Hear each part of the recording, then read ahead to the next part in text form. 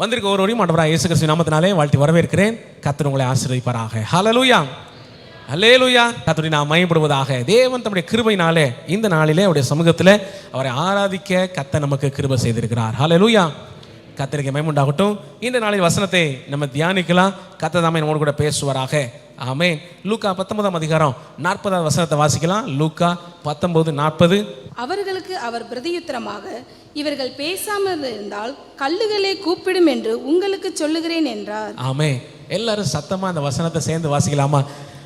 அவர்களுக்கு அவர் பிரதியுத்தரமாக, இவர்கள் பேசாமல் இருந்தால் கல்லுகளே கூப்பிடும் என்று உங்களுக்கு சொல்லுகிறேன் என்றார். இந்த வசனத்தினுடைய பின்னணியான சரித்திரம் என்ன அப்படின்னா, இயேசு கிறிஸ்து தன்னுடைய ஊழியத்தை நிறைவு செய்யும் போது எருசலேமில் போய் நிறைவு செய்கிறார். ஏன்னா அதுதான் தீர்க்க தரிசனம் அவரை குறித்து சொல்லப்பட்டது. எருசலேமில் போய் அவர் சிலுவையிலே மரிப்பார் என்பதை. அப்படியே எருசலேமுக்கு அவர் வந்து கொண்டிருக்க வரிசையாக ஒவ்வொரு ஊராக ஊழியம் செஞ்சு அப்படியே எருசலேமுக்கு வர்றார். கரெக்டாக அந்த பஸ்கா பண்டிகை நேரத்தில் எருசலேமில் இருக்கணும்னு எருசலேமுக்கு வந்து கொண்டிருக்கிறார். அந்த எருசலேமுக்கு உள்ள அவர் நுழையும் போது திரளான ஜனங்கள் கூட்டமாக கூடி அவரை சிறப்பாய் வரவேற்கிறாங்க. நம்ம ஊர்களில் பெரிய தலைவர்கள் வரும்போது அல்லது பிரதமர், முதலமைச்சர் போன்ற அதிகாரத்தில் பெரியவர்கள் வரும்போது எவ்வளவு பிரம்மாண்டமான வரவேற்பு கொடுப்பாங்களோ அதுபோல ஜனங்கள் எல்லாரும் சேர்ந்து இயேசு கிறிஸ்துவை வரவேற்கிறார்கள். அப்போ ஒரு அந்த காலத்தில் கோவேறு கழுதை, அதுதான் வாகனத்துக்கு பயன்பட்டது, அது கொண்டு வந்து அதன் மேலே ஒரு அழகான வஸ்திரத்தை விரித்து, நம்ம வார்த்தையில் சொல்ல போனால் ஒரு பட்டு துணியை விரித்து அதில் இயேசு கிறிஸ்துவை உட்கார வச்சு வழியெல்லாம் அழகான துணிகளை விரித்து அதன் மேலே இயேசு கிறிஸ்து போகிற அந்த கோவேறு கழுதை போகும்படியாகவும் அப்படியே அங்கங்கே இருந்த எல்லா பூக்களை, இலைகளை, கிளைகளெல்லாம் தூக்கி ஏன்னா அவர் மேலே அப்படி தூக்கி வீசிக்கிட்டே வரவேற்கிறாங்க.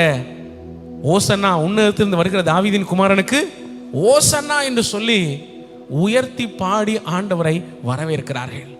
இந்த வரவேற்கிற இயேசு கிறிஸ்துவை வரவேற்கிற இந்த நிகழ்வை பார்த்து கொண்டிருக்கிற பரிசேயர், சதுசேயர் போன்ற இயேசு கிறிஸ்துவின் ஊழியத்தை எதிர்க்கிற, விரோதிக்கிற சில மக்களுக்கு அது பிடிக்கல. இயேசு கிறிஸ்து சொல்றாங்க, இவங்களை அமைதியா இருக்க சொல்லுங்க. அதாவது அவங்க பார்வையில் என்னன்னா, இவங்க சும்மா இவரை புகழுகிறாங்க. அவங்க தலைவருங்கிறக்காக, ஏன்னா நம்ம ஊர்களில் வாழ்க்கை கோஷம் போடுவாங்கல்ல, அத மாதிரி இவங்க புகழுகிறார்கள். இல்லாததை சொல்லி புகழுகிறார்கள் மாதிரி நினைச்சுக்கிட்டாங்க. இவர்களை அமைதியா இருக்க சொல்லும் அப்படின்னு சொன்னப்பதான் இயேசுக்கு சொல்றாரு, இவர்கள் பேசாதிருந்தால், இவர்கள் கூப்பிடாதிருந்தால், இந்த சுத்தி பார்க்குறீங்களே கல்லுகள். ஏன்னா அந்த நாட்களில் தரையாகட்டும், பாதையில் இருந்த கல்லு, பாதையாகட்டும், சைடில் இருக்கிற எல்லா கட்டடங்களில் பார்த்தீங்கன்னா கல்லுகளில் தான், பழைய கட்டடங்கள் பார்த்துருப்பீங்கல்ல, கல்லுகளில் தான் கட்டியிருப்பாங்க. அவர் சொல்றாரு, இந்த கல்லுகளே கூப்பிடும், நீங்கள் பேசாதிருந்தால் இந்த கல்லுகளே கூப்பிடும். என்ன சொல்றாரு? நம்மை துதிக்க, ஆண்டவரை உயர்த்த, மகிமைப்படுத்த தான் தேவன் நம்மை படைத்திருக்கிறார். அதைத்தான் அந்த மக்கள் செய்துக்கிட்டு இருக்கிறாங்க. இயேசு கிறிஸ்துவை உயர்த்துகிறார்கள், ஓசன்னா ஓசன்னா என்று சொல்லி மகிமைப்படுத்துறாங்க. அவரை பாடி வரவேற்கிறாங்க, உயர்த்தி ஆராதிக்கிறாங்க. இத மனிதர்கள் செய்யலனா, மக்கள் செய்யலனா, வேறு வார்த்தையில் சொல்ல போனா நம்ம செய்யலனா யார் செய்வா? சமீப நாட்களா எனக்கு அது அதை குறித்தான ஒரு எண்ணத்தை, உணர்வை கர்த்தர் கொடுத்துட்டே இருக்கிறார். என்ன அப்படின்னா, என்ன பவுல் அப்போஸ்தலன் சொல்றார்ல, நான் ஆகாதவனாய் போகாதபடிக்கு அப்படின்னா என்ன அர்த்தம்? தேவனுடைய பார்வையிலே பாருங்க, ஆண்டவர் கிருபை உள்ளவராய், நன்மை இரக்கம் உள்ளவராய், நம்மகிட்ட திரும்ப திரும்ப திரும்ப நம்ம பல நேரங்கள் தவறு செய்தாலும் நமக்கு மீண்டுமா வாய்ப்பு கொடுத்து, பரவாயில்ல நீ நல்லா வந்துடுவ, எந்திரிச்சு வந்துடுவ, நீ ஆசீர்வாதமா இருந்துருவ, நீ இனிமே பரிசுத்தமா வாழ்ந்துருவ, நம்மளை சொல்லி சொல்லி என்கரேஜ் பண்ணி நடத்திக்கிட்டே இருக்கிறாரு. ஒரு கட்டத்தில் அவருக்கே நம்பிக்கை போயிடுச்சுன்னா, என்ன நம்பிக்கை? இவன் திருந்தாத கேஸ், இவனெல்லாம் என்ன செஞ்சும் சரிப்படுத்தவே முடியாது. சில வாத்தியார்கள்லாம் சொல்லுவாங்களா, வாத்தியார் டீச்சர்லாம், இவன் பாஸ் ஆகிறதுக்கு வாய்ப்பே இல்லை. ஒருவேளை தேவன் நம்மளை பார்த்து, நம்முடைய ஆவிக்குரிய ஜீவியத்தை, பரிசுத்தத்தை இதெல்லாம் பார்த்து இவன் தேர்றதுக்கு வாய்ப்பே இல்லைன்னு சொல்லிவிட்டா என்ன செய்ய? அதுக்கப்புறம் வேற வாய்ப்பே இல்லை. அப்ப அந்த ஒரு எண்ணம் அவ்வப்போது எனக்கு இருக்கும். தேவன் நம்மளை பார்க்கும்போது, ஏன்னா அவருக்கு மறைவானது ஒண்ணுமே இல்லை, நம்முடைய வாழ்க்கையை பார்க்கும்போது நம்மளை பார்த்து well done my good and faithful servant சொல்லணும். நல்லது உண்மை உத்தமுள்ள ஊழியக்காரனே சொல்லணும். நம்மளை பார்த்து இவன் பொல்லாதவனும் சோம்பலுமான ஆளுன்னு சொல்லிவிட்டாருன்னா அவ்வளவுதான். அதுக்கப்புறம் அந்த ஆளை யாரும் காப்பாற்ற முடியாது. அதுக்கப்புறம் அந்த மனிதனை ஆண்டவரே முடியாதுன்ட்டாருன்னா அவர் யாரு காப்பாத்த? அப்ப ஆகாதவனாய் போகாத படிக்கின்னு இருக்கு பாருங்க. அத மாதிரி நாம் கூப்பிட மறந்தால், நாம் தேவனை உயர்த்த மறந்தால் கல்லுகளே கூப்பிடும். ஆண்டவர் நம்மளை பார்த்து நீ எல்லாம் வேண்டாம்ப்பா, எனக்கு மற்ற ஆராதனைகளே போதுன்றார்னா என்ன சொல்ல? ஒரு முறை ஒரு ஊழியக்காரர், அவரை குறித்து தான் ஒரு சரித்திரத்தை நான் வாசித்தேன். ஒரு ஊருக்கு போய், கடற்கரையில் இருந்த ஒரு ஊருக்கு போய் அவர் சுவிசேஷம் அறிவிக்க போயிருக்கிறார், பிரசங்கம் பண்ணி இருக்கிறார். இவர் போனா ஊருக்காரங்க உள்ள ஏத்துக்கிற மாட்டேங்காங்க. சில ஊர்களில் கட்டுப்பாடுகள் வச்சிருக்கிறாங்கல்ல, கிறிஸ்தவங்க வரக்கூடாது, கிறிஸ்துவை பேசுகிறவர்கள் வரக்கூடாதுங்கிற கட்டுப்பாடு வச்சிருக்கிற மாதிரி அந்த ஊர்ல ஒரு கட்டுப்பாடு. இந்த ஊழியக்காரர் உள்ளே விடல, உள்ளே வரக்கூடாதுன்னு துரத்தி அடிச்சிட்டாங்க. அவர் போனவர் எங்க போக, நேர கடற்கரைக்கு போயிட்டாரா. ஏன்னா ஊர் கடைசி அதுதான். கடற்கரைக்கு போனவர் அங்க இருக்கிற கடலை பார்த்து, மீன்களே என் பிரசங்கத்தை கேளுங்க, இயேசு கிறிஸ்துவை பத்தி பேசுறேன்னு பேசினாரா. நிஜமாவே ஒரு கூட்டம் மீன் வந்து கடற்கரையில மண்டையை வச்சுக்கிட்டு நின்றுகிட்டு இருந்துச்சான். நீங்கள் பேசாதிருந்தால், இவர்கள் பேசாதிருந்தால் கல்லுகளே கூப்பிடும்.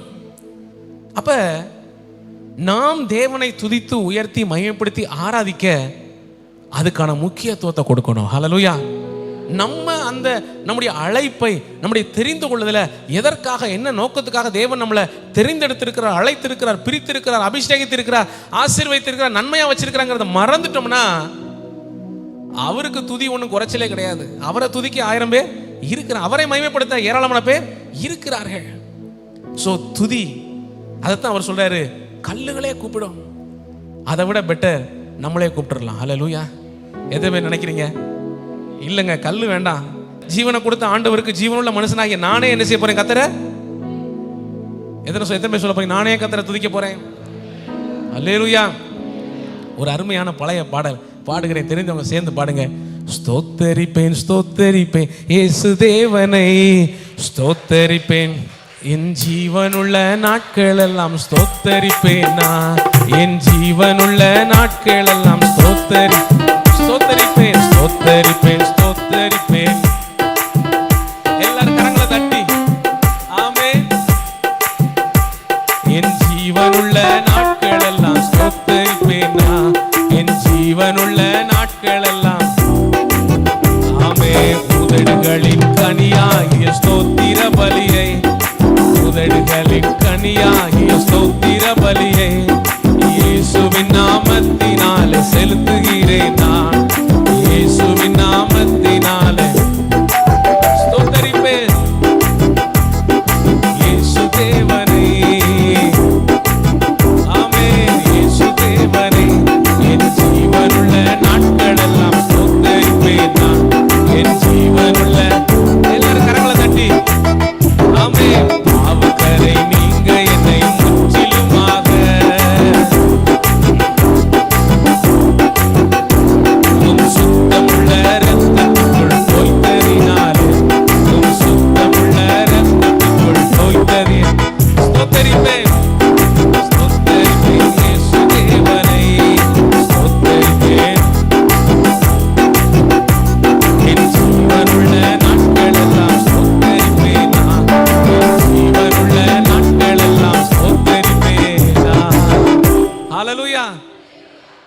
ஸ்தோத்தரிப்பேன், ஆண்டவரை மகிமைப்படுத்துவேன், ஆண்டவரை துதிப்பேன், அவரை ஆராதிப்பேன். இது நமக்குள்ள ஒரு வைராக்கியமான தீர்மானமா, எண்ணமாய் எப்பொழுது இருக்க வேண்டும்.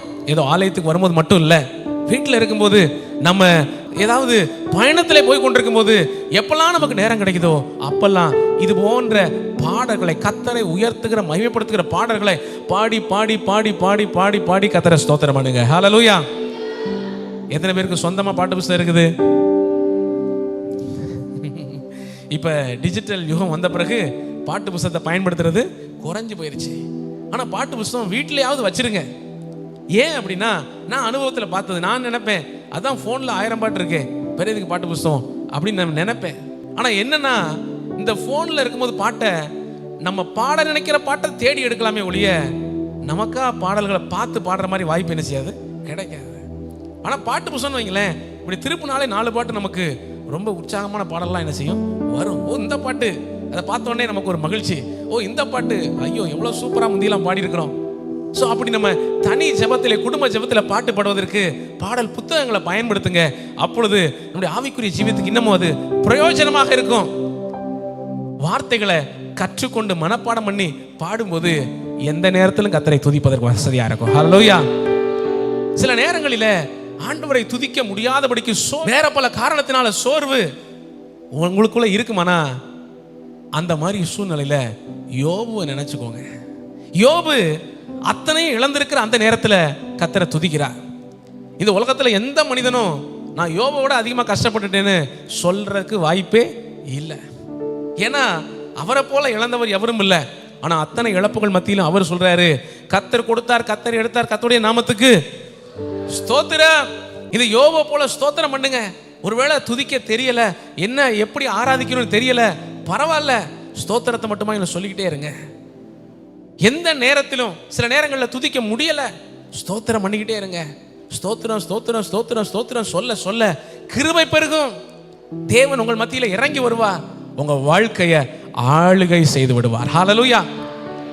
இந்த யோபுவை போல, அன்றைக்கு இருந்த இஸ்ரவேல் ஜனங்களைப் போல கர்த்தரை துதிக்கிறவர்களாய், ஸ்தோத்தரிக்கிறவர்களாய், ஆண்டவரை மகிமைப்படுத்துகிறவர்களாய் நம்ம ஒவ்வொருவரும் காணப்படுவோம்னா, கல்லுகள் அல்ல, அதை விட பெட்டரா நம்மளே கர்த்தரை துதிக்கலாம். ஹல்லேலூயா. அப்படி துதிப்பதற்கான ஒரு நேரம் தான் இந்த ஆராதனையின் முதல் ஒரு பகுதி, அந்த 1 மணி நேரம். அதுதான் அதை முக்கியப்படுத்தி நான் அதிகமாக ஒவ்வொருத்தருக்கு ஒவ்வொரு கடந்த வாரங்களும் சொல்லிக்கிட்டே வர்றேன். காரணம் என்ன அப்படின்னா, யோசித்து கொள்ளுங்க, ஓன் துதியெல்லாம் வேண்டாம்ப்பா, இந்த கல்லே அதோட பெட்டரா துதிக்குன்னு ஆண்டவர் சொல்லிட்டாருன்னா என்ன செய்ய, என்ன செய்ய? அப்ப இல்ல நான் இருக்கேன் ஆண்டவரே, உம்மை துதிக்க. எத்தனை பேர் சொல்ல போறீங்க, உம்மை துதிக்க நான் இருக்கேன் ஆண்டவரே, நான் துதிப்பேன், நான் உம்மை மகிமைப்படுத்துவேன், நான் உம்மை உயர்த்துவேன். ஏனென்றா நான் எவ்வளவோ நன்மைகள் உம்மிடத்துல பெற்றிருக்கிறேன். ஹல்லேலூயா. அந்த துதி ஆராதனை வேளையில எத்தனை பேர் சந்தோஷமா, உற்சாகமா, மனமகிழ்ச்சியோட கர்த்தரை துதிக்கிறீங்க? சிலரை பார்க்கும்போது அவங்க அந்த துதியை அவங்களுக்கு அவ்வளவு, அந்த ஆராதனை நேரம் மகிழ்ச்சியா இருப்பதை பார்க்க முடிகிறது. எப்படி பார்க்க முடிகிறது? உற்சாகமா பாடுறாங்க, கையை உயர்த்தி அசைத்து பாடுறாங்க, கை தட்டி பாடுறாங்க. அவங்களால அப்படி நேரா வெறப்பா இருக்க முடியல, அசைஞ்சுக்கிட்டே என்ன செய்றாங்க, இருக்கிறாங்க. காரணம், உள்ளம் மகிழுது, ஆண்டவரை துதிக்கக்கூடிய பாடல் வாயில இருக்குது. ஆமே, அவர்கள் மகிழ்ச்சியினால் நிறைந்திருக்கிறார்கள். ஹல்லேலூயா. நீங்க அப்படி இருந்தீங்களா? ஒவ்வொரு துதி ஆராதனை வேளையில் நீங்க அப்படி இருக்கிறீங்களா? அந்த நேரம் உங்களுக்கு மகிழ்ச்சியா இருக்குதா? அந்த நேரம் உங்களுக்கு கலிகூறுதலா இருக்குதா? அந்த பாடல் உங்களை இன்னும் உங்களை ஆவிக்குள்ள கொண்டு போகுதா? அதுதான் நம்ம கர்த்தரை துதிக்கிறதின் அடையாளம். ஹல்லேலூயா. ஆமென். நீங்கள் கூப்பிடாதிருந்தால் கல்லுகளே கூப்பிடும். கல்லுகள் இல்லை, நான் கூப்பிட போறேன், கர்த்தரை மகிமைப்படுத்த போறேன், தேவனை உயர்த்த போகிறேன், அவருடைய நாமத்தை ஆராதிக்க போகிறேன். ஹல்லேலூயா. ஒருவேளை இந்த கல்லுகள் கூப்பிட்டால், இந்த கல்லுகள் பேசினால் என்ன பேசும் பாருங்க. இயேசு கிறிஸ்துவின் ஊழிய காலங்களிலே அந்த நிறைய இடங்களுக்கு அவர் போகிறாரு, வர்றாரு. சில மலைகளுக்கும் அவர் போயிருக்கிறார், பல இடங்களுக்கும் அவர் போயிருக்கிறார். அவர் போன இடத்துலலாம் சில கல்லுகளும் இருந்துச்சு. அந்த கல்லுகளெல்லாம் இயேசுவை குறித்து பேசினா என்ன பேசும்? பொதுவாக நம்ம எந்த ஒரு காரியத்துக்கும் விட்னஸ் அப்படின்னு கேட்பாங்க. இப்போ கோர்ட்டாக இருக்கட்டும், அடுத்து இந்த மாதிரி ஏதாவது ஒரு சம்பவம் நடந்துச்சுன்னு வைங்களேன், அதை குறித்து மற்றவங்க பேசும்போது எதை நம்புவாங்கன்னா, அந்த இடத்துல நேரில் பார்த்த சாட்சி யாராவது ஒருத்தர் சொன்னாங்கன்னு வைங்களேன், அதை அப்படியே நம்புவாங்க. கோர்ட்டாக இருக்கட்டும், எல்லா இடத்துலையும். அதை மாதிரி இயேசு கிறிஸ்துவின் ஊழியத்தில் அவர் செய்த அற்புதத்தையும், அவர் செய்த கிரியைகளையும், அவர் பேசின உபதேசங்களையும் நேரில் பார்த்த சாட்சி யார் தெரியுமா? இந்த கல்லுகள் தான். மலைகள், கல்லுகள் தான் நேரில் பார்த்த சாட்சி. அந்த கல்லுகள்லாம் இப்போ பேச ஆரம்பிச்சுன்னா என்ன பேசுங்கிறத வசனத்திலிருந்து அவங்களுக்கு எடுத்து காட்டுகிறேன். நீங்களும் கேளுங்க. ஓ, தேவனுடைய மகத்துவமான கிரியைகளை அறிந்து கொண்டு அவருடைய நாமத்தை மையப்படுத்துங்க. ஹல்லேலூயா. கரங்களை சத்தமா அல்லே சொல்லலாமா? முதல்ல இயேசு கிறிஸ்து சோதிக்கப்பட்ட ஒரு மலை. அங்க ஒரு மலையில தான் என்ன செய்றாரு, உபவாசம் இருக்கிறார். வனாந்தரமான ஒரு இடத்துக்கு போனாரு. அங்க 40 நாள் உபவாசம் இருந்தார். அந்த உபவாசம் இருந்த இடத்துல இருந்த கல்லு பேசினா என்ன பேசும்? லூக்கா 4ஆம் அதிகாரத்துல 3-4 வசனத்தை வாசிக்கலாம். அப்பொழுது பிசாசு அவரை நோக்கி, நீர் தேவனுடைய குமாரனேயானால் இந்த கல் அப்பமாகும்படி சொல்லும் என்றான். அவர் பிரதியுத்தரமாக, மனுஷன் அப்பத்தினாலே மாத்திரமல்ல தேவனுடைய வார்த்தையினாலும் பிழைப்பான் என்று எழுதியிருக்கிறதே என்றார். ஆமென். இதே வசனத்தை வேறொரு இடத்துல வாசிக்கும் போது, தேவனுடைய வாயிலிருந்து பிறப்படும் ஒவ்வொரு வார்த்தையினாலும் பிழைப்பான். இங்க இயேசு கிறிஸ்து 40 நாள் உபவாசம் இருக்கிறார். உபவாசம் இருந்து முடிக்கும் போது அவருக்கு பசி உண்டாயிற்று. ஹல்லேலூயா. ஆமா, உபவாசனாலே பசிக்கத்தான் செய்யும். சாப்பிடாம இவர் 40 நாள் இருக்கிறார். ஆனால் அந்த 40 நாள் உபவாச நாட்களில தேவ பிரசன்னத்துக்குள்ள இருந்து தன்னையே மறந்திருந்தனால அவருக்கு அந்த பசி தெரியல, அதை கடந்து வந்துட்டார். இப்ப 40 நாள் முடியுது, அவருக்கு பசி உண்டாயிட்டு. அப்படின்னா அவரையும் நம்ம போல மனித சரீரத்தில் இருந்தபடினால பசிக்கிறது இயல்பு தானே. பசினாலும் பசி, பயங்கரமான பசி. இந்த பசி நேரத்தில் சாத்தான் அவரை சோதிக்கிறான். என்ன சொல்றான் பாருங்க, இந்த கல்லுகள் அப்பங்களாகும்படி சொல்லும். தரையில கிடக்கிற ஆங்காங்கே கிடக்கிற கல்லுகளை அப்பமாகும்படி சொல்லும். அப்படின்னா அப்பம் ஆயிடுச்சுன்னா என்ன, எடுத்து சாப்பிடலாம்ல. அப்படி எடுத்து சாப்பிட வேண்டியதானே. எதுக்கு பசியா கிடக்கணும்? இயேசு கிறிஸ்து தான் சர்வ வல்லமுள்ளவரே, சகல அற்புதம் செய்யக்கூடியவரே, சாப்பிட வேண்டியதானு சாத்தான் அவரிடத்துல ஒரு ஐடியா கொடுக்குறான்.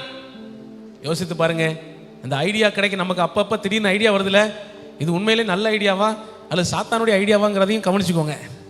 இங்க சாத்தான் ஒரு ஐடியா கொடுக்குறான். என்ன ஐடியா? எதுக்கு பசியா இருக்கணும்? இந்த கல்லெல்லாம் அப்பமாக்கி சாப்பிட வேண்டியதானே. பாருங்க, இயேசு கிறிஸ்து புரிந்து கொள்கிறார். இந்த ஐடியா ஆலோசனை யார்கிட்ட வருது? சாத்தான்கிட்ட இருந்து வருது. அவர் சொல்றாரு, நான் உன் வார்த்தையை கேட்க மாட்டேன். ஹல்லேலூயா. ஆமா, அதுக்கு தான் என்ன சொல்றாருன்னா, மனிதன் பிழைப்பது அப்பத்தினாலே மாத்திரம் அல்ல, தேவனுடைய வார்த்தையினாலே பிழைப்பான் என்று எழுதியிருக்கிறதே. கர்த்தருடைய வார்த்தையை சொல்லி சாத்தானின் சோதனையை அவர் ஜெயித்து விட்டார். ஹல்லேலூயா. இப்ப இந்த ஒரு கல்லை பார்த்து சொன்னான்ல பிசாசு, இந்த கல் அப்பமாகும்படி சொல்லும்.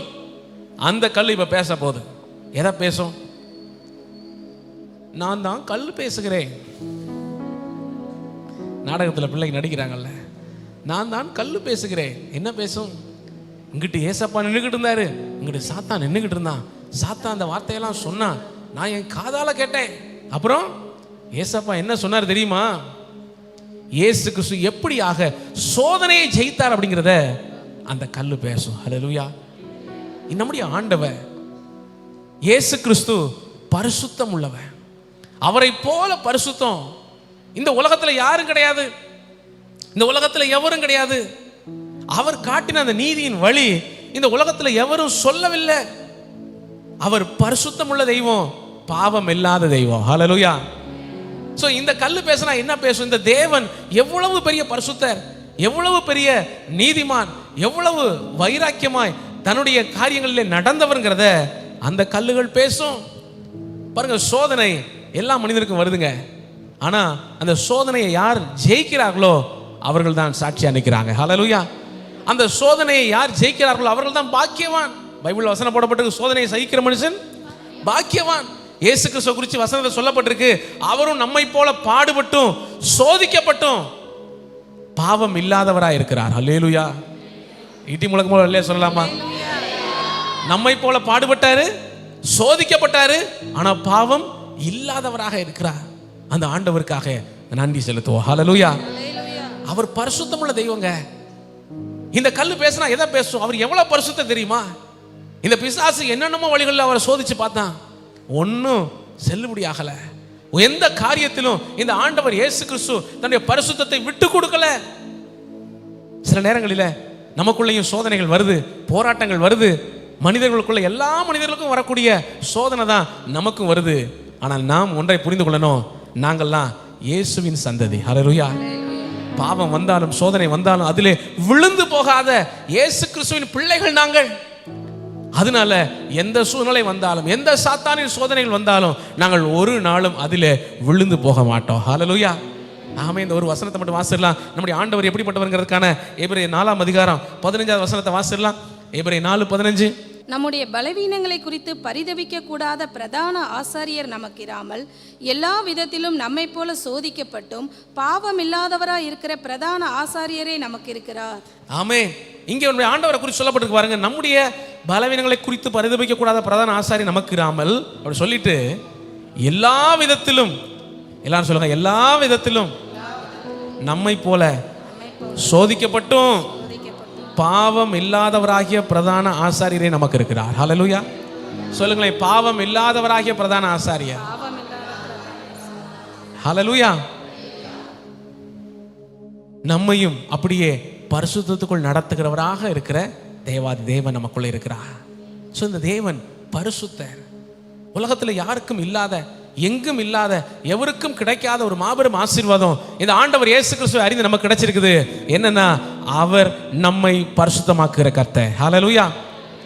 இன்னைக்கு எத்தனை பேர் தேவ சமூகத்தில் அவர் தருகிற நீதியினால் பரிசுத்தினால் நிறைந்தவர்களாய் அவனுடைய சமூகத்தில் வந்திருக்கிறீங்க?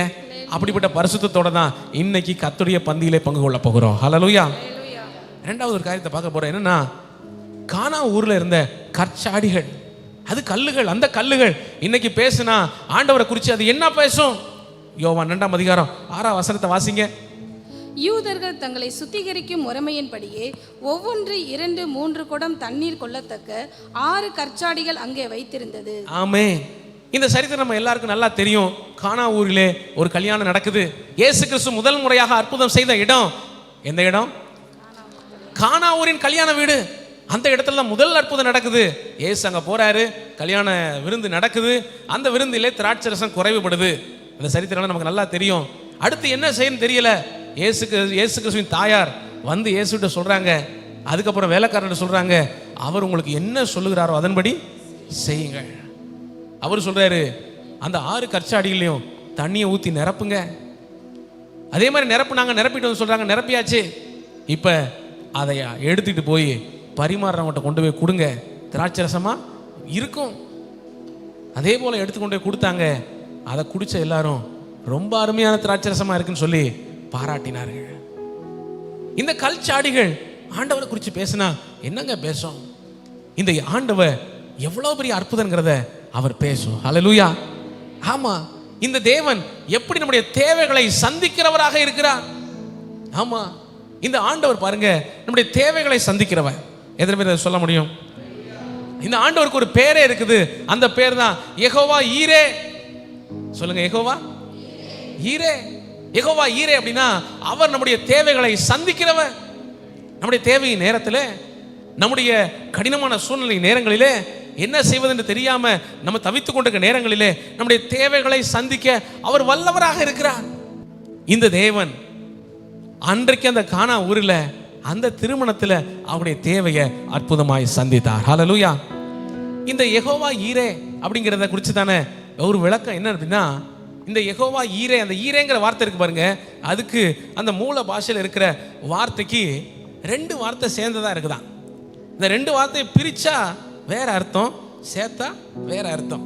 தமிழ்ல கூட அப்படி சில வார்த்தைகள் இருக்கும்ல. 2 வார்த்தை இருக்குது. அந்த 2 வார்த்தைக்கு தனித்தனியா பார்க்கும்போது வேற அர்த்தம், சேர்த்தா வேற அர்த்தம் வரும். அப்படி ஏதாவது ஒரு வார்த்தையை உங்களுக்கு புரியறதுக்காக சொல்லணுமே நானும் சில வார்த்தைகளை சகோதரர்கிட்ட சொல்லி தேடினேன். ஒரு வார்த்தையை கண்டுபிடிச்சேன். நூல், ஆடை. நூல்னா தெரியும், நூல் தைக்கிறதுக்கு பயன்படுத்துற. ஆடைனா அந்த நூலை வச்சு தைச்சது ஆடை. ஆனால் அந்த 2ஐயும் சேர்த்தா நூல் ஆடை. அந்த நூல் ஆடைனா என்னது? ஒட்டடை. இந்த நூல் ஆடைனா நூல் ஆடைன்னு அர்த்தம் இல்லை, ஒட்டடை. நம்ம என்னது, ஸ்பைடர் பின்னி வைக்குதுல, ஸ்பைடர் வெப். அது இதை மாதிரி இந்த யெகோவா ஈரேக்கான மூல மொழியில் உள்ள வார்த்தையை 2ஆ பிரிச்சா அதில் கிடைக்கிற அர்த்தம் என்ன அப்படின்னா, டு see அப்படின்னா அவர் என்னை காண்கிற தேவன். ஒரு வார்த்தை இருக்கு பாருங்க, அதான் அவர் பார்க்கிறார். நம்ம தேவையில் இருக்கிறதை அவர் பார்க்கிறார், குறைவில் இருக்கிறதை அவர் பார்க்கிறார். அதை சேர்க்கும் போது அந்த 2 வார்த்தையை சேர்த்தா அது கிடைக்கிற அர்த்தம் தான் யெகோவா ஈரே. ஈரே என்ற வார்த்தை, ஈரே அப்படின்னா தேவைகளை சந்திக்கிறவர். ஹல்லேலூயா. இந்த தேவன் பார்க்கிறார் அப்படின்னு சொல்லும்போது நம்முடைய குறைவுகளை பார்க்கிறார். அந்த குறைவின் நேரத்தில் நாம் விசுவாசத்தோடு பார்க்க வேண்டும் என்று தேவன் எதிர்பார்க்கிறார். ஹல்லேலூயா. அது என்ன விசுவாசத்தோடு பார்க்கிறது? இங்க இந்த யெகோவா ஈரேங்கிற வார்த்தை சொல்லப்பட்டதே அந்த ஆபிரகாம் அங்க தன்னுடைய மகனாகி ஈசாக்க பலியிட கொண்டு போகும்போது தான் தேவன் அவருடைய தேவையை அற்புதமாக சந்தித்தார். இப்போ ஆண்டவர் சொல்றாரு ஈசாக்கிட்ட, உன்னுடைய ஒரே குமாரனை எனக்காக கொண்டு போய் நீ என்ன செய்ய, பலியிடு. மோரியா மலையில நான் உனக்கு காண்பிக்கும் இடத்துல கொண்டு போய் பலியிடு. இந்த வார்த்தையை கேட்ட உடனே கீழ்ப்படிஞ்சு பலியிடும்படியா கூட்டிட்டு போயிட்டாரு. எங்க போயிட்டாரு? மோரியா மலைக்கே போயிட்டாரு. போயிட்டா மத்த எல்லாம் இருக்குது, பலிக்கு ஆடு இல்ல. ஸ்தோத்திரம். அப்படி எங்கிட்ட இருக்கவங்க கொஞ்சம் பார்த்துக்கிருவோம். அல்லேலூயா, கர்த்தருக்கு ஸ்தோத்திரம். பலிக்கு ஆடு இல்ல, பலிக்கு ஆடு இல்ல. என்ன செய்யறதுன்னு தெரியாம அவர் போய் கொண்டிருந்தாலும் விசுவாசத்தோட போகிறாருங்கிறத வசனங்களை வாசிக்கிறோம். என்ன விசுவாசம்? அவர் சொல்றாரு, இந்த ஈசாக்கை நான் பலி செலுத்தினாலும் தேவன் ஈசாக்கை உயிர் தெழ வைக்க வல்லவர் என்ற விசுவாசத்தோட ஆபிரகாம் போய் கொண்டிருந்தார். ஹல்லேலூயா. அதுதாங்க இன்னைக்கு நம்ம பார்க்க வேண்டிய ஒரு காரியம். இன்னைக்கு தேவையின் நேரத்தில் நம்ம பார்க்க வேண்டிய ஒரு காரியம் என்ன அப்படின்னா, நம்முடைய ஆவிக்குரிய கண்களிலே, நம்முடைய மன கண்களிலே தேவன் இந்த தேவைகளை அற்புதமாய் சந்திப்பார் என்பதை நம்முடைய மனக்கண்களிலே பார்க்க வேண்டிய அவசியம் இருக்குது. நான் விசுவாசிக்கிறேன், இந்த ஆபிரகாம் அந்த மனக்கண்கள் அதை பார்த்தார். அவர் பார்த்தாருங்கிறது எப்படி தெரியும்? இவங்க போகும்போது பிள்ளை கேட்குறான், அந்த ஈசாக் கேட்குறான். ஏன்னா ஈசாக்கு நடக்க போற எதுவும் தெரியாது. அந்த ஈசாக் கேட்குறான், அப்பா விறகு இருக்கு, தீ அக்கினி இருக்குது, கத்தி இருக்குது, பலிக்கான ஆட்டுக்குட்டி எங்க? இல்ல, என்ன செய்யறது? இவர் சொல்றாரு, அதெல்லாம் ஆண்டவர் பார்த்துக்கிறாருப்பா. அவர் அங்கிருந்து கிளம்பும் போது வேலைக்காரங்கிட்ட சொல்றாரு, நானும் பிள்ளை ஆண்டானும் அவ்விடம் வரைக்கும் போய் கர்த்தரை தொழுது கொண்டு திரும்பி வருவோம். பாருங்களேன், நான் போறேன் மகனை அங்கே பலி செலுத்திட்டு வருவேன்னு சொல்லல, நான் பலி செலுத்தி 2 பேரும் திரும்ப வருவோம். அப்படியானா நாம் பலி செலுத்தினாலும் இந்த பிள்ளைய தேவன் உயிர்த்தெழ வைக்க வல்லவ. ஏன்னா வாக்குத்தத்தத்தின் பிள்ளை இவன் தான். யெகோவா ஈரே நம்முடைய தேவைகளை சந்திக்கிறவன். இன்னைக்கு நம்முடைய விசுவாசம் எந்த அளவில் இருக்குது? இன்னைக்கு ஆண்டவரை நம்ம நம்பி இருக்கிறோமா? விசுவாசித்துக்கிறோமா? கர்த்தரை நம்பி இருந்தா ஆமென், நம்ம எந்த சூழ்நிலையிலும் பலி செலுத்துவதற்கும் ஆயத்தத்தோட இருப்போம். ஹல்லேலூயா. இந்த ஆபிரகாம் கர்த்தருக்கு கீழ்ப்படிந்தார். கொஞ்சம் கூட அவர் யோசிக்கல. இந்த பிள்ளைய கர்த்தர் கொடுத்த இந்த பிள்ளைய நம்ம பலி செலுத்திட்டோம்னா அடுத்து நம்ம என்ன செய்ய அப்படிங்கிறத யோசிக்கவே இல்லை. இந்த ஒரு பிள்ளை தான் இருக்குது, என்ன செய்ய யோசிக்கவே இல்லை. கர்த்தர் சொன்னால் செய்ய வல்லவராக இருக்கிறார். ஹல்லேலூயா.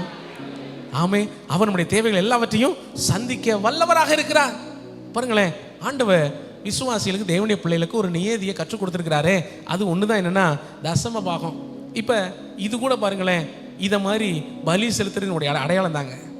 ஒரு மாதம் துவங்கும் போது அந்த மாதத்திலேயே நமக்கு ஏகப்பட்ட செலவுகள் தேவைகள் இருக்கிறத நம்ம அறிந்திருக்கிறோம். அப்படி இருக்கும்போது மாதத்தின் துவக்கத்தில் எப்படி நம்ம கர்த்தருக்கு கொடுக்க முடியும்? இந்த விசுவாசத்தில் யார் இருக்கிறாங்களோ அவங்க தான் கொடுப்பாங்க. ஹல்லேலூயா. என்ன அப்படின்னா, நான் கர்த்தருக்கு கொடுக்கிறேன், கர்த்தர் என் தேவைகள் எல்லாவற்றையும் சந்திப்பார், பார்த்து கொள்ளுவார். அந்த ஆவியின் மனக்கண்களின் வெளிச்சத்தோட, விசுவாசத்தின் வெளிச்சத்தோட நடக்கிறவர்கள் மட்டும்தான் கர்த்தருக்கு கொடுப்பார்கள். சிலருக்கு கொடுப்பது ரொம்ப கஷ்டமா இருக்குது. ஏன் கஷ்டமா இருக்குது? அவங்களால இந்த காரியத்தை விசுவாசிக்க முடியல. தேவன் என் யெகோவா ஈரே, அவர் என் தேவைகளை சந்திப்பார், என்னை அற்புதமாய் வழி நடத்துவார் என்பதை நம்ப முடியல. அதனால அவங்க நம்ப அந்த அற்புதத்தை பார்க்கவும் முடியல. ஆனா ஆண்டவர் சொல்றாரு, உங்களுடைய ஆண்டோடைய வார்த்தையின்படி நீங்க கொடுத்து பாருங்க. அதுக்கு ஆண்டவர் சொல்றாரு, அமுக்கி குலுக்கி சரிந்து விழும்படி உங்கள் மடியில அளந்து போடுவாராம். அப்படியானா எப்ப சரிஞ்சு விழும்? நிறைஞ்சு கொட்டும் போது தான் சரிஞ்சு விழும். ஹல்லேலூயா. நம்முடைய வாழ்க்கையில ஆசீர்வாதங்கள் நிறைஞ்சு கொட்டுமா? பொருளாதாரம் நிறைஞ்சு கொட்டுமா? நிறைஞ்சு கொட்டுமா? அதுவும் கொஞ்சம் பேர் தான் ஆமேன்னு சொல்றாங்க. அதையும் நம்ப முடியல. என்னைக்கு பாஸ்டர், என்னைக்கும் பஞ்சம் பட்டா தான் இருக்கு. என்ன? நிச்சயமா நிறைஞ்சு கொட்டும். ஹல்லேலூயா. இந்த கர்த்தருடைய வார்த்தை விசுவாசிக்கிற ஒவ்வொருடைய வாழ்க்கையில நிறைஞ்சு கொட்டும். காரணம் என்னன்னா, தேவைகளை சந்திக்கிற யெகோவா ஈரே ஆகிய தேவன் நம்மோடு கூட இருக்கிறார். ஹல்லேலூயா. அதை நேரில் பார்த்த சாட்சி தான் இன்னைக்கு நம்மோட சொல்லிக்கிட்டு இருக்கு. அந்த கானாவூர் கல்யாண வீட்டில் இருந்த கற்சாடி சொல்லுது, நிறைஞ்சு நிச்சயமா கொட்டும், தேவைகளை கர்த்தர் சந்திப்பா, அற்புதங்களை செய்யறது அவருக்கு லேசான காரியம். ஹல்லேலூயா. நீ விசுவாசித்தா தேவனின் மகிமையை காண்பா. நீ விசுவாசித்தா தேவனின் மகிமையை காண்பா. தண்ணீரெல்லாம் ரசமாயிடும், தாகமெல்லாம் தீர்க்கப்படும். தண்ணீரெல்லாம் ரசமாகிடும், தாகமெல்லாம்.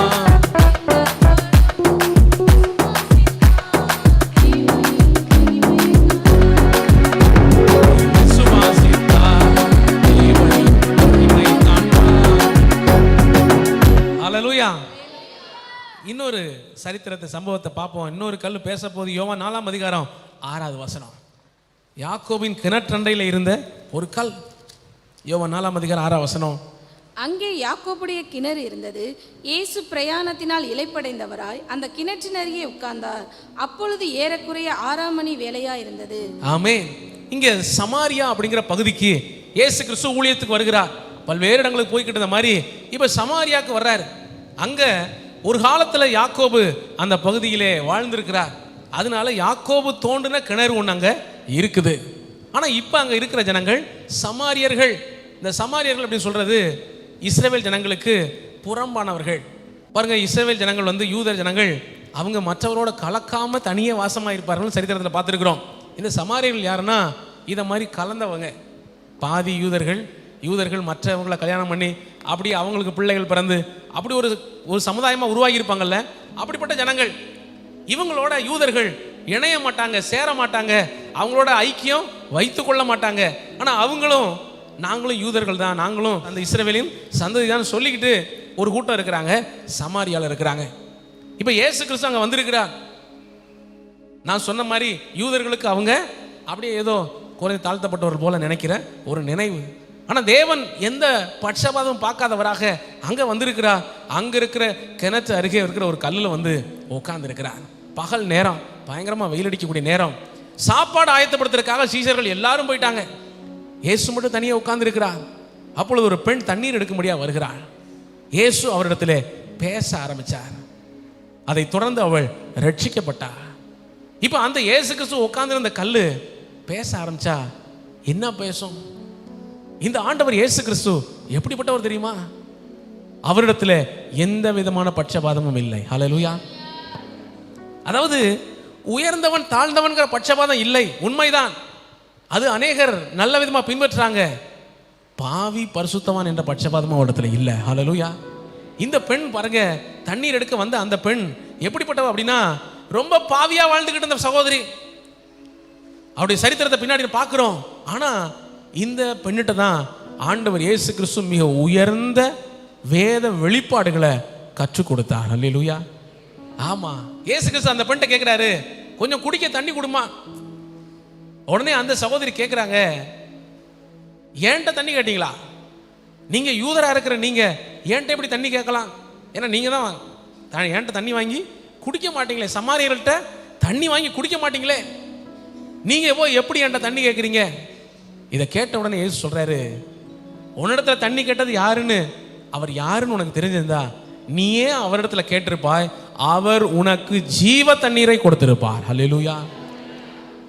இயேசு கிறிஸ்து தான் ஜீவ தண்ணீர் அப்படிங்கிற அந்த மாபெரும் வெளிப்பாட்டை யார்கிட்ட சொன்னாராம்? அந்த சமுதாயமே ஓரளவுக்கு ஒதுக்கப்பட்டது தான். அதிலும் அந்த பெண் பாவியாய் வாழ்ந்தவள், ஊரிலே ஒதுக்கி வைக்கப்பட்டவள், எல்லாராலும் வெறுக்கப்பட்டவள். அதனால தான் யாரும் இல்லாத அந்த மதிய நேரத்தில் தண்ணி எடுக்க வர்றா. ஊரிலே ஒதுக்கப்பட்டவளாக இருந்த அந்த பெண்ணிடத்துல மாபெரும் வெளிப்பாடாகிய ஜீவ தண்ணீர் அப்படிங்கிற அந்த வெளிப்பாடை அவளுக்கு கற்றுக் கொடுக்கிறா. அவள் மூலம்தான் இன்னைக்கு விசுவாசிகளாக உலகத்தில் இருக்க எல்லாருக்கும் இந்த வேத வெளிப்பாடு கடந்து வந்திருக்கிறது. ஹல்லேலூயா.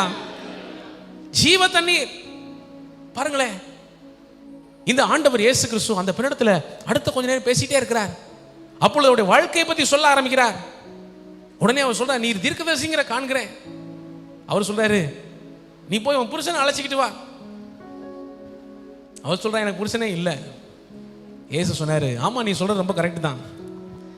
ஏற்கனவே உனக்கு 5 புருஷர்கள் இருந்தார்கள், இப்போது இருக்கிறவனும் உன் புருஷன் கிடையாது. அப்போ அவளுடைய வாழ்க்கை எவ்வளவு ஒரு சமுதாயத்திலே மோசமான கீழ்த்தரமான வாழ்க்கையாக இருந்திருக்குது. ஆனால் அப்படிப்பட்ட பெண்ணையும் இயேசு கிறிஸ்து சந்தித்தார், ரட்சித்தார், மனம் மாறுதலை கொடுத்தார். ஆண்டிலிருந்து அவள் பரிசுத்த வாட்டியாக மாறிவிட்டாள். ஹல்லேலூயா. ஜீவ தண்ணீர் அப்படிங்கிற அந்த மாபெரும் வெளிப்பாடை இந்த ஒரு சாதாரணமான ஒரு பெண்ணுக்கு ஆண்டவர் சொல்லியிருக்காரு. நீங்க யோசித்து பாருங்களேன், நம்ம இடத்துல ஏதாவது ஒரு மாபெரும் ரகசியம் இருக்குன்னு வச்சுக்கோங்களேன், யார்கிட்ட சொல்லுவோம்? நம்ம அப்படியே பார்க்குற ஒவ்வொரு ஆளையும் இடம் போடுவோம். இவர்கிட்ட சொல்லலாமா வேண்டாமா, இவர் சொல்லலாமா வேண்டாமா. இயேசு கிறிஸ்து இருக்கிறதுலே ஒரு தாழ் நிலையில் இருக்கிற ஒரு பெண்ணிடத்துல உயர்வான சத்தியத்தை சொன்னார்ன்றா, அவர் ஒவ்வொரு ஆத்மாவையும் விலையேறப்பட்டதாக நினைக்கிறார். ஹல்லேலூயா. ஸோ நம்ம எந்த நிலையில் இருந்திருந்தாலும், எந்த சூழ்நிலையில் நம்ம வளர்ந்திருந்தாலும், எந்த விதமான கடந்த காலத்தின் அனுபவத்தின் வழியா நம்ம கடந்து போயிருந்தாலும் நம்ம ஒன்றை புரிந்து கொள்ளணும், ஆண்டவரிடத்துல பட்சபாதம் இல்லை.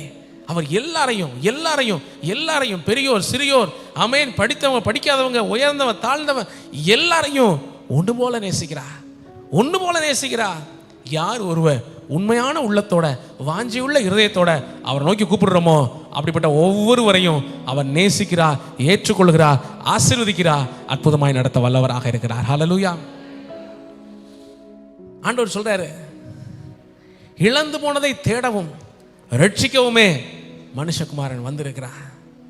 அதனால அது மட்டும் இல்ல, சில இடங்கள் ஆண்டவர் தொடர்ச்சியா சொல்லுகிறாரு, பாவிகளே நீதிமான்களை அல்ல பாவிகளையே மனம் திரும்புறதுக்கு அழைக்க வந்தே. இன்னைக்கு பல நேரத்தில் பாவியாக இருக்கிற மனிதர்களுக்குள்ள ஒரு குற்ற மனசாட்சி வந்துடுது. என்ன குற்ற மனசாட்சி? நான்லாம் ஆலயத்துக்கு வரலாமா? ஒரு முறை நம்முடைய சபையில் ஒரு வசனம், வெளியில் வசனம் எழுதி போடுவோம்ல, அது மாதிரி ஒரு முறை வசனம் எழுதி போடும்போது நீதிமான்கள் இதற்குள் பிரவேசிப்பார்னு ஒரு வசனம் இருக்கு. ஆமாம், அந்த ஒரு வசனத்தை எழுதி போட்டிருந்தோம். இதை வாசித்த புதுசாக வந்த ஒருத்தர், நான் உள்ளே வரலாமா அப்படின்னு கேட்குறேன். ஏன்னா அவருக்குள்ளேயே பரிசுத்தவான்கள் கூடுகிற இடம் தான் சபை. இங்கே பாவி எப்படி உள்ளே வர்றது? ஆண்டவர் எல்லாரையும் ஏற்றுக்கொள்கிறார். ஏற்றுக்கொள்றது மட்டும் இல்லை, அவர்களை மாற்றி பரிசுத்தவனாய் மாற்றுகிறார். ஹல்லேலூயா. அவர்களை அந்த நாளிலிருந்து பரிசுத்தவனாய் மாற்றி விடுகிறார். இந்த சகோதரி அப்படிப்பட்ட ஒரு குறைவுள்ளவர்களாக இருந்தாலும் மாபெரும் வெளிப்பாட்டை கர்த்தர் அவளுக்கு கற்றுக் கொடுத்தார். இன்றைக்கும் கூட நாமும் இதை புரிந்து கொள்ளணும். நாமும் எல்லாரையும் ஒன்று போல நேசிக்கணும். ஹல்லேலூயா. எல்லாரையும் ஒன்று போல நேசிக்க வேண்டும், எல்லாரையும் ஒன்று போல அன்பு காட்ட வேண்டும். பாருங்க, நம்முடைய ஆலயத்தில் எந்த விதமான வேற்றுமைக்கும் இடம் கிடையாது. சில இடங்களில் அப்படி இருக்குதுன்னு கேள்விப்படுகிறேன். இருக்கட்டும். ஆமாம், ஆலயங்கள்லேயே வித்தியாசமான நடைமுறைகள் இருக்குது. சிலர் வரலாம், சிலர் வரக்கூடாதுங்கிற நடைமுறைகள் இருக்குதுங்கிறத கேள்விப்படுகிறோம். சரி, யார் எப்படி இருந்துட்டு போட்டோம், நம்முடைய ஆலயத்தில் எந்த வித்தியாசமும் கிடையாது. ஹல்லேலூயா. ஆமாம், எந்த ஜாதிக்காரரும் வரலாம், எந்த நாட்டுக்காரரும் வரலாம், எந்த இனத்துக்காரரும் வரலாம். எல்லாருக்கும் ஒரே விதமான வரவேற்பு உண்டு, ஒரே விதமான முக்கியத்துவம் உண்டு நம்முடைய சபையில். ஹல்லேலூயா, ஹல்லேலூயா. எந்த ஏற்றத்தாழ்வும் கிடையாது. சில நேரங்களில் அப்படி சிலர் நினைக்கிறாங்க, சில பேசவும் செய்கிறாங்க. அப்படி இல்லை, நாம் எல்லாரையும் ஒன்று போல நேசிக்கிறோம், எல்லாரையும் ஒன்று போலவே கனப்படுத்துகிறோம். அதனால யாருக்குள்ளே எந்த விதமான பெருமையான மேட்டிமையான எண்ணங்கள் இருக்கக்கூடாது, தாழ்வான எண்ணங்களும் என்ன செய்யக்கூடாது, இருக்கக்கூடாது. நம்முடைய சபை எல்லாருக்கும், ஆண்டவர் அதான் சொல்லாரு, என்னுடைய வீடு சகல ஜனங்களுக்கும். சொல்லுங்க, என்னுடைய வீடு யாருக்கு? சகல ஜனங்களுக்கும். ஹல்லேலூயா. ஆமா, எந்த மொழி பேசுறாலும் வரலாம், எந்த நாட்டுக்காரரும் வரலாம், மொழி புரிஞ்சா ஆராதனையில் இருக்கலாம்.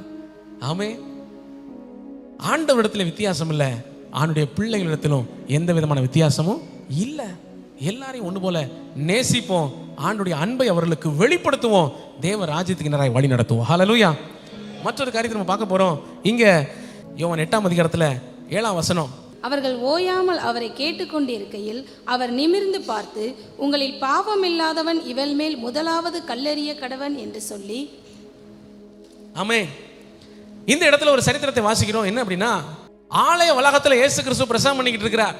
அந்த நேரத்தில் திடீரென ஒரு கூட்டம் பயங்கர கயமயாங்கிற சத்தத்தோட ஒரு பெண்ணை இழுத்து கொண்டு வருகிறார்கள். வந்துட்டு இயேசு கிறிஸ்து முன்னாடி கொண்டாந்து ஒரு கேள்வியை கேட்குறாங்க. இந்த பெண் விபச்சாரத்திலே கையும் களவுமாய் பிடிக்கப்பட்டாள், இவளுக்கு இப்படிப்பட்டவர்களை கல்லெறிஞ்சே கொல்லணும்னு மோசே எங்களுக்கு சட்டத்தை சொல்லிட்டு போயிருக்கிறார். இயேசு கிறிஸ்து இப்போ நீங்க என்ன சொல்றீங்க? இப்போ நாங்கள் என்ன செய்யறது? இவளை கல்லெறிஞ்சு கொள்றதா, அல்லது நீர் பேசுகிற அன்பு கருணை மன்னிப்புபடி இவளை மன்னிச்சு விடுறதா? என்ன செய்யறது? பாருங்களேன், இயேசு கிறிஸ்துக்கே ஒரு என்ன சொல்றது, கண்ணி வெடி வைக்கிறாங்க. இதில் இயேசு என்ன சொன்னாலும் மாட்டிக்கிடுவார். கல் எறிங்கன்னு சொன்னால் இவர் இதுவரைக்கும் பேசின எல்லா அன்பும் கருணையும் மன்னிப்பும் ஒன்றும் இல்லாமல் போயிடும். இல்லை, இவளை மன்னிக்கணும் அப்படின்னு சொன்னால் மோசையின் கட்டளை மீறிட்டார்னு சொல்லி இயேசு கிறிஸ்துவே கூட கல் எறிஞ்சாலும் எரிஞ்சிடுவாங்க. என்ன செய்யறது? அப்போ தான் இயேசு கிறிஸ்து அமைதியாக குளிஞ்சு தரையில் எழுத ஆரம்பிச்சாராம். இந்த தரையில் எழுதினார் அப்படிங்கிறத குறித்து சொல்கிறாங்க. அந்த பகுதி எல்லாமே கல்லால் பதிக்கப்பட்ட தரை. இயேசு கிறிஸ்து கையை வச்சு எழுதினாராம்.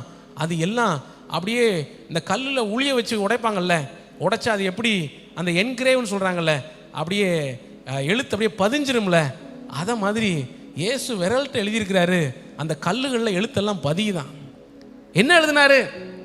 சுற்றி கல்லெறிதுக்கு கூட்டமாக ஒரு கூட்டம் நின்றுக்கிட்டு இருக்காங்கல்ல, அவன் ஒவ்வொருத்தையும் பேரையும் எழுதிட்டாரு. ஏன்னா இவர் இயேசு கிறிஸ்து தான் எல்லாரும் பேரும் தெரியும்ல. இந்த பேரை போட்டிருக்கிறாரு. இந்த நபர் முன்னாடி நிற்கிற நம்பர் 1 போட்டு அவன் பேரை போட்டு, இவன் நேற்று இந்த பாவம் செஞ்சான், இன்னைக்கு இந்த பாவம் செஞ்சான், முந்தா நாள் இந்த பாவம் செஞ்சான். அடுத்தவன் பேரை போட்டு நம்பர் 2 இவன் இதை செஞ்சான்னு வரிசையா ஒவ்வொருத்தையும் பேரை போட்டு ஆண்டவர் எழுத ஆரம்பிச்சார் பாருங்க. அவன் பார்த்துட்டு ஐயோ ஆண்டவரே நம்மளை கேவலப்படுத்திட்டாருன்னு கல்ல கீழே போட்டு ஓடியே போயிட்டான். கொஞ்ச நேரம் கழிச்சு நிமிர்ந்து பார்த்தா ஒருத்தரும் இல்லை, அந்த பெண் மட்டும் தனியாக நின்று கொண்டிருக்கிறா. அப்பதான் ஆண்டவர் கேட்கிறார், என்ன ஒருத்தரும் கல்லறியல? ஆண்டவர் சொல்றாரு, பாவம் இல்லாதவன் இவள் மேல முதலாவது கல்லெறியட்டும்.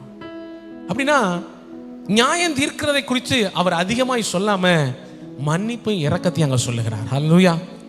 ஆமா, ஏன் அப்படின்னா இந்த பெண் யோசித்து பாருங்களேன், இந்த உலகத்தின் நியாயம் எந்த அளவில் இருக்குங்கிறத யோசித்து பாருங்க. இந்த பெண் விபச்சாரத்திலே கையங்களமா பிடிக்கப்பட்டாலாம் அப்படின்னா இவள் கூட நிச்சயமா இன்னொரு மனுஷன் இருந்திருக்கணும்ல. ஆமாவா இல்லையா? அவன் என்ன ஆனா? அவனை விட்டுட்டாங்க. இந்த பெண்ணை மட்டும் என்ன செஞ்சாங்க? பிடிச்சிட்டு வந்து நியாய தீர்ப்பில் கொண்டாந்து நிப்பாட்டுறாங்க. நியாயத்தில் நிப்பாட்டி இருந்தா கூட ஒரு மனுஷன் இருந்திருப்பானே, அவனையும் என்ன செஞ்சிருக்கணும்? நியாயத்தில் கொண்டு வந்து நிறுத்திருக்கணும், அவனையும் கல்லெறிஞ்சு கொண்டிருக்கணும்.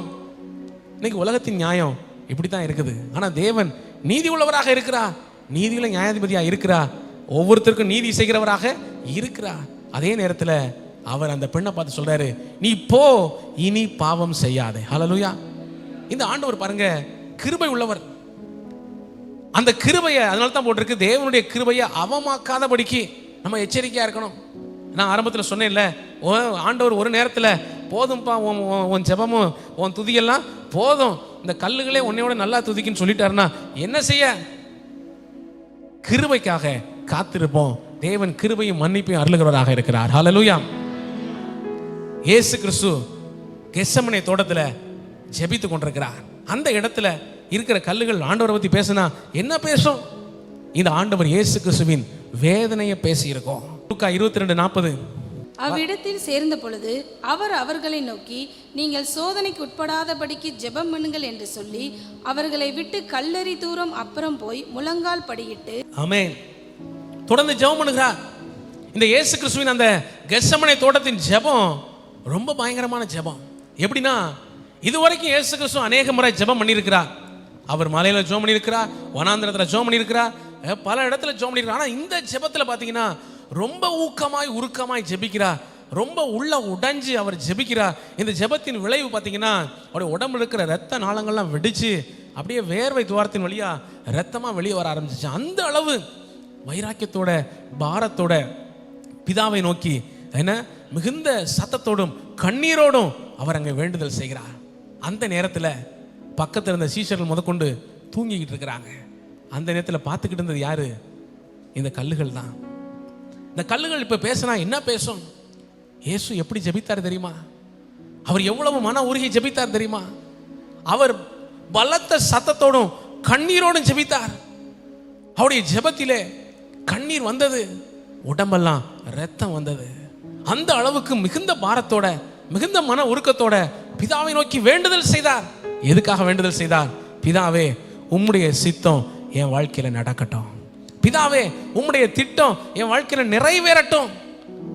அந்த ஜெபம் அவ்வளவு அவர் உடைந்து நொறுங்கி ஜெபித்த ஜெபம். அந்த ஜெபத்தின் தொடர்ச்சியா தான் அவர் அப்படியே அங்க கொல்கதா மலைக்கு கொண்டு போகப்படுகிறார். அந்த மலையில பாத்தீங்கன்னா அவ்வளவு வேதனைகள், அத்தனை பாடுகள், அத்தனை ரத்தம் சிந்தின அனுபவங்கள். முள் கிரீடம் அவர் தலையில சூட்டப்பட்டிருக்கு. மிக பாரமான சிலுவையை தூக்கிக்கிட்டு அந்த ஏற முடியாமல் மிகுந்த கஷ்டத்தோட அந்த மலையில, கொல்கதா மலையில ஏறினார். மலையின் உச்சி வரைக்கும் ஏறினார். அங்கே அவருக்காக ஆயத்தப்படுத்தப்பட்டிருந்த அந்த இடத்துல அந்த சிலுவையை நட்டி அதுல அவரை அரைஞ்சு 3 ஆணிகளால் அரைஞ்சு அவரை தொங்க விட்டுருந்தாங்க. ரத்தம் சிந்திக்கிட்டே இருக்கு, ரத்தம் போய்கிட்டே இருக்கு. அந்த இடத்திலும் அந்த நேரத்திலும் அவர் ஜனங்களுக்காக ஜெபித்தார். ஹல்லேலூயா. அது நேரில் பார்த்த சாட்சி சொல்லுங்கள, எப்படி அவர் ஜனங்களுக்காக ஜெபித்தார். உங்களுக்காகவும் எனக்காகவும் இயேசு கிறிஸ்து அந்த சிலுவையிலிருந்து ஜெபித்தார். அவர் சொல்றார், பிதாவே இந்த பாவத்தை இவர்கள் மேல சுமத்தாதிரும், தாங்கள் செய்கிறது இன்னதென்று அறியாமல் செய்கிறார்கள். நம்முடைய பாவங்கள் எல்லாவற்றையும் அவர் ஏற்றுக்கொண்டு மனிதர்களாகிய நமக்கு மீட்பை கொடுக்கும்படியாக அவர் சிலுவையிலே தொங்கினார். ஹல்லேலூயா. கடைசி சொட்டு ரத்தத்தையும் அவர் சிந்தினார். சரித்திரத்தில் பைபிள் எப்படியா வாசிக்கிறோம், மரிச்சிட்டாரா இல்லையான்னு பார்க்கறதுக்காக வந்த ஒரு போர் சேவகன் ஒரு ஈட்டினால அவர் விழாவில் குத்துனாராம். குத்துனா முதல்ல ரத்தம், அதுக்கடுத்து தண்ணீர் வந்தது. தண்ணீர் வந்ததுன்னா என்ன அர்த்தம்னா, இதுக்கு மேல ரத்தம் இல்லை. அந்த கடைசி சொட்டு ரத்தத்தையும் இந்த பூமியிலே நமக்காக சிந்தி விட்டார். உங்களுக்காக, எனக்காக, நம்முடைய பாவத்தின் பரிகாரத்துக்காக, நம்முடைய எல்லா குற்றங்கள் மாறும்படியாக, நம்முடைய எல்லா தீமைகள் நீங்கும்படியாக அவர் சிலுவையிலே கடைசி சொட்டு ரத்தத்தையும் சிந்தி விட்டார். எனக்கு அந்த கல்லுகள் அதைத்தான் நம்ம சொல்லும். இந்த தேவன் உங்களை எவ்வளவு நேசிக்கிறார் தெரியுமா? இந்த ஆண்டவர் உங்க மேல எவ்வளவு அன்புள்ளவராக இருக்கிறார் தெரியுமா? அந்த சிலுவையில கூட அவர் உங்களைத்தான் நினைச்சுக்கிட்டு இருந்தார். அந்த சிலுவையில கூட அவர் உங்களுக்காகத்தான் ஜெபம் பண்ணி கொண்டிருந்தார். யோசித்து பாருங்க. பார்த்த நேரடி சாட்சி இன்னைக்கு உங்களோடு கூட பேசி கொண்டிருக்கிறது. எத்தனை வேதனை, எத்தனை பாடுகள், அத்தனையும் அவர் பொறுமையாய் சகித்து கொண்டார். ஹல்லேலூயா. அங்க அதனுடைய சரித்திரத்தில் வாசிக்கிறோம், எல்லாத்தையும் செஞ்சு இந்த உலகத்தின் பாவ பரிகாரத்துக்கான அத்தனை காரியத்தை செய்து முடிச்சுட்டு தான் கடைசியா சொல்றாரு, எல்லாம் முடிந்தது. அப்படின்னா நான் செய்து நிறைவேற்றி முடிக்க வேண்டிய எல்லா கடமைகளும் வேலைகளும் முடிந்தது. பாவத்துக்கான பரிகாரத்தை முற்றிலுமா செலுத்தியாச்சு. இந்த உலகத்தின் எல்லா ஜனங்களும், ஆண்டவரை விசுவாசிக்கிற அத்தனை ஜனங்களும் மீட்பை பெறுவதற்கு செய்ய வேண்டிய அத்தனை காரியத்தையும் இயேசு கிறிஸ்து நிறைவாய் செய்து முடிச்சு விட்டார். ஹல்லேலூயா. இன்னைக்கு நீங்கள் அதை விசுவாசித்தால் உங்கள் வாழ்க்கையில பரிசுத்தமும் விடுதலையும் மீட்பும் வரும். எத்தனை பேர் அதை விசுவாசிக்க வாஞ்சியா இருக்கிறீங்க? யாரெல்லாம் அவரை விசுவாசிக்கிறோமோ, யாரெல்லாம் இயேசு கிறிஸ்து எனக்காக சிலுவையில் மரித்தாருங்கிறத நம்புகிறோமோ, அவர்கள் தான் இன்னைக்கு கர்த்தருடைய பந்தியில கலந்து கொள்ள போகிறோம். எனக்காக, என் பாவங்களுக்காக, என் குறைவுகளுக்காக, என் குற்றங்கள் மாறும்படியாக, என்னை பரிசுத்தமானாய் மாற்றும்படியாக. விசுவாசிக்கிறீங்களா? விசுவாசிக்கிறீங்களா? அப்படியான உள்ளத்தில் கை வச்சுக்கோங்க. என்னை மாற்றும்படியாக, என்னை பரிசுத்தமானாக்கும்படியாக, என் குற்றங்களை நீக்கும்படியாக. ஓ, நீ போ, இனி பாவம் செய்யாதேன்னு ஒவ்வொருத்தருக்காக சொன்னாரே, அந்த பாவத்தை யார் கழுவுறது? அந்த பாவத்துக்கு யார் பரிகாரம் பண்றது? இயேசு சொன்னாரு, நான் பரிகாரம் பண்றேன், நான் அதுக்காக பொறுப்பெடுக்கிறேன், அந்த பாவத்துக்கான விலை கிரயத்தை நான் உங்களுக்காக செலுத்துகிறேன்னு சொன்னாரு. அப்படி சொன்னவ சிலுவையிலே செய்து முடித்தார். ஹல்லேலூயா. இந்த விபச்சாரத்தில் கையங்குளமா பிடிக்கப்பட்ட பெண்ணுக்கு சொன்னாரே, நீ போ, இனி பாவம் செய்யாதே. உண்மைதான். ஆனா அவள் பாவத்தை, அந்த பாவத்துக்கான தண்டனையை யார் ஏத்துக்கிறது? அவர் ஏற்றுக்கிட்டார். இன்னைக்கும் கூட உங்களுக்கும் எனக்காகவும் அவர் பலியாகி இருக்கிறார். ஹல்லேலூயா. இன்னைக்கு விசுவாசத்தோட அந்த கர்த்தருடைய பந்தியில் நம்ம கலந்து கொள்ள போகிறோம்.